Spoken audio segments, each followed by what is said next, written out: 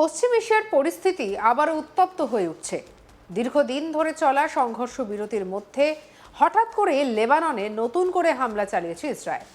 এই হামলার পর আবারও প্রশ্ন উঠছে, তাহলে কি এই অঞ্চলে আবার বড় কোনো যুদ্ধ শুরু হতে চলেছে? সাধারণ মানুষ, আন্তর্জাতিক মহল এবং বিভিন্ন দেশ এখন এই প্রশ্নেরই উত্তর খুঁজছে। বর্তমান পরিস্থিতি শুধু একটি সামরিক সংঘর্ষের মধ্যে সীমাবদ্ধ নেই, এর সঙ্গে জড়িয়ে আছে বহু মানুষের জীবন, ঘরছাড়া হওয়ার ভয়, আন্তর্জাতিক কূটনীতি এবং একাধিক দেশের নিরাপত্তা উদ্বেগ। লেবাননে এই নতুন হামলা সেই পুরনো উত্তেজনাকেই আবার সামনে নিয়ে এসেছে। শুক্রবার লেবাননের নাবাতিয়ে জেলায় হাব্বুস এলাকায় ইসরায়েলি ক্ষেপণাস্ত্র হামলায় ভয়াবহ পরিস্থিতির সৃষ্টি হয়। স্থানীয় সূত্র এবং লেবানন সরকারের তথ্য অনুযায়ী এই হামলায় অন্তত 8 জন নিহত হন এবং আরও কমপক্ষে 10 জন গুরুতরভাবে আহত হয়েছেন। নিহতদের মধ্যে একজন মহিলা এবং একটি বাচ্চা রয়েছে বলে জানা গিয়েছে। এই ঘটনা স্থানীয় মানুষদের মধ্যে তীব্র আতঙ্ককে ছড়িয়ে দিয়েছে। হাসপাতালগুলোতে আহতদের ভিড় বাড়তে থাকে এবং উদ্ধার কাজ দ্রুত শুরু করা হয়। একই সঙ্গে টায়ার অঞ্চল এবং আশেপাশের এলাকাগুলিতে হামলার আরও খবর পাওয়া গেছে। সেখানে আরও অন্তত 4 জনের মৃত্যু হয়েছে বলে জানিয়েছে স্থানীয় প্রশাসন এবং সামরিক সূত্র। সব মিলিয়ে এই নতুন হামলায় মৃতের সংখ্যা অন্তত 12 জনে পৌঁছেছে। তবে পরিস্থিতি এখনও সম্পূর্ণ নিয়ন্ত্রণে আসেনি, ফলে হতাহতের সংখ্যা আরও বাড়তে পারে বলে জানা গিয়েছে। এই নতুন হামলার ফলে শুধু সাম্প্রতিক ঘটনাই নয়, গত কয়েক মাসের সংঘর্ষের হিসাবও সামনে আসছে। বিভিন্ন সংবাদ মাধ্যমের তথ্য অনুযায়ী গত 2রা মার্চ থেকে এখনো পর্যন্ত লেবাননে ইসরায়েলি হামলায় নিহতের সংখ্যা 2500 ছাড়িয়েছে। এই পরিসংখ্যান শুধু একটি সংখ্যা নয়, এর পেছনে রয়েছে হাজার হাজার পরিবারের কষ্ট, ঘরছাড়া মানুষের দীর্ঘ যন্ত্রণা এবং ধ্বংস হয়ে যাওয়া অবকাঠামো।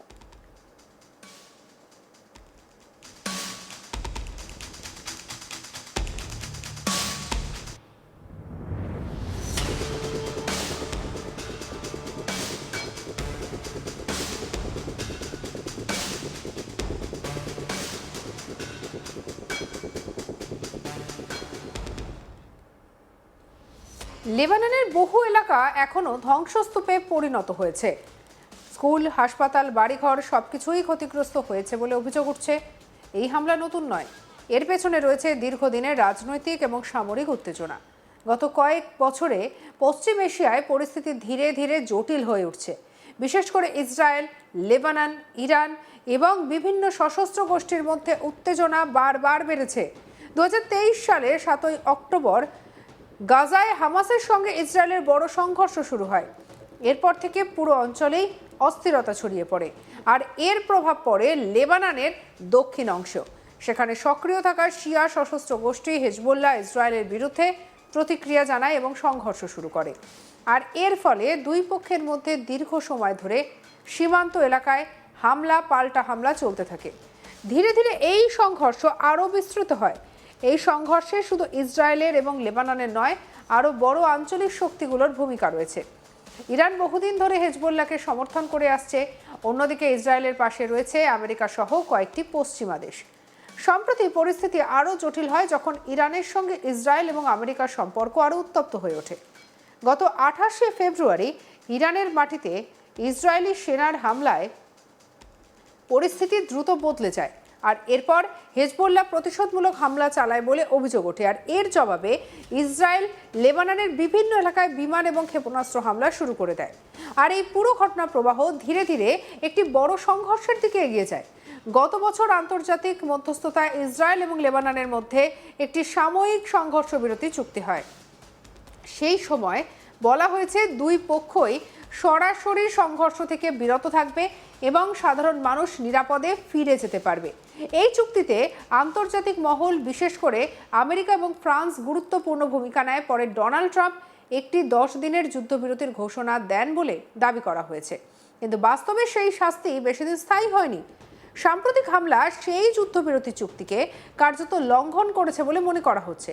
ফলে আবারও প্রশ্ন উঠছে, এই চুক্তি কি আদৌ কার্যকর ছিল, নাকি এটি শুধুমাত্র সাময়িক একটি বিরতি ছিল?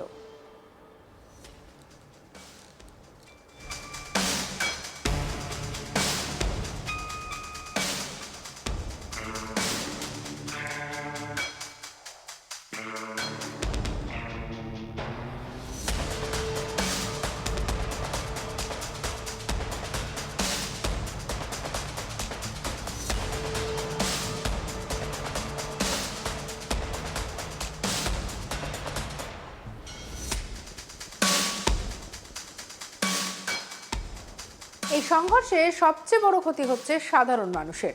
লেবাননে ইতিমধ্যেই লক্ষাধিক মানুষ ঘরছাড়া হয়েছেন। বিভিন্ন সূত্র অনুযায়ী প্রায় ৮ লক্ষ মানুষ তাদের বাড়িঘর ছেড়ে নিরাপদ স্থানে চলে যেতে বাধ্য হয়েছেন। অনেক পরিবার একসঙ্গে থাকতে পারছেন না, বাচ্চারা স্কুলে যেতে পারছে না, হাসপাতালে ওষুধের ঘাটতি, অনেক জায়গায় বিদ্যুৎ, জল, যোগাযোগ ব্যবস্থা ভেঙে পড়েছে। আর এই পরিস্থিতি মানবিক সংকটকে আরো গভীর করে তুলেছে। এই পরিস্থিতি শুধু আঞ্চলিক দেশগুলো নিয়ে নয়, আন্তর্জাতিক মহলেও গভীর উদ্বেগ প্রকাশ হয়েছে। রাষ্ট্রপুঞ্জের শান্তিরক্ষী বাহিনী এই অঞ্চলে মোতায়েন থাকলেও তাদের নিরাপত্তা নিয়ে প্রশ্ন উঠেছে।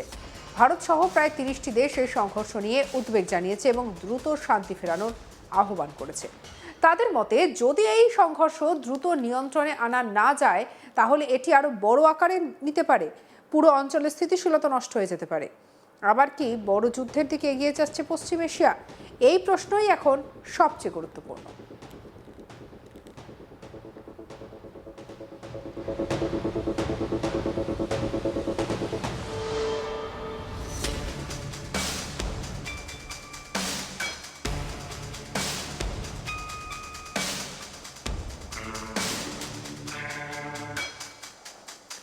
বিশেষজ্ঞদের মতে বর্তমান পরিস্থিতি অত্যন্ত ঝুঁকিপূর্ণ, কারণ এখানে একাধিক দেশ এবং গোষ্ঠী জড়িয়ে রয়েছে।